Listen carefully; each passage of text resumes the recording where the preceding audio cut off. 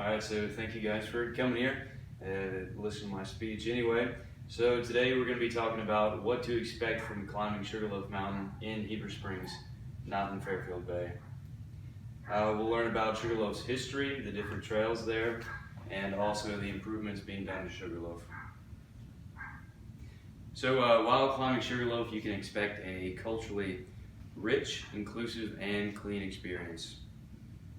So have you ever had the urge to go out and enjoy a beautiful day, but you weren't really sure what to do? Next time you have that urge, I would recommend going and climbing Sugarloaf. So as a lifelong resident of Heber Springs and a somewhat avid climber, I've developed a love for the mountain and appreciation for all it has to offer. So let's begin with Sugarloaf's history. So Sugarloaf has a rich and long history. So as pointed out by Jill Rohrbach, the Red River was able to, over thousands of years, slowly carve out the area around Sugarloaf, leaving only the harder limestone top. When it was first discovered by the Osage Indians, it was originally called Tonawanda, and that name is still used for one of the base trails. As Europeans moved into the area, they started calling it Sugarloaf. This name was used because it resembled a mound of refined sugar that at the time was called a sugarloaf. The community that developed around Sugarloaf was originally called Sugarloaf, but then was named after a man of the town and renamed to Heber Springs. So now that we've talked about the history, let's talk about the different diverse walkable trails that go up and around the mountain. So Sugarloaf does offer quite a diverse set of trails. For those who still enjoy climbing Sugarloaf and enjoying the scenery, but not necessarily the elevation the summit provides, you can use the Tonawanda Trail, which wraps around the base of the mountain and still provides a scenic route, but without the climbing of the summit route. Also, the Tonawanda Trail is pretty low traffic, so if you want a more secluded personal experience, it might be a good choice.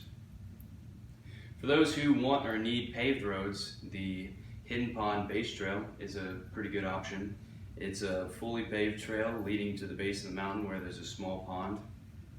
This trail is accessible by wheelchairs, crutches, any other really walking aids.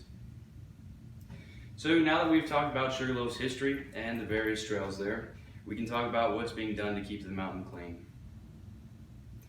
So over the past decade, pretty much, locals have been working to preserve as well as improve the mountain. At one point, graffiti was on basically every rock leading up to the summit and all the rock faces.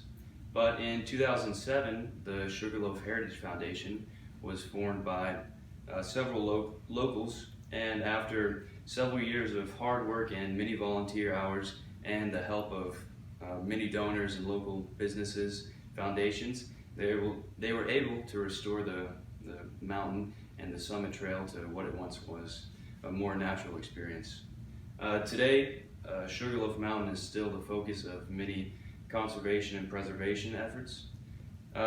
Recently, the Little Red River cleanup has been expanded to also include Sugarloaf Mountain. During this cleanup each year, hundreds of pounds of trash are collected to help preserve the natural state of the mountain. So in conclusion, when you go to Sugarloaf, you can expect a culturally rich, inclusive, and clean experience. So we talked about the rich history, the options available, and we discussed the efforts that go into keeping Sugarloaf clean and beautiful. Climbing the mountain can be rewarding in many different ways, so I hope to see you at the top someday. Thank you.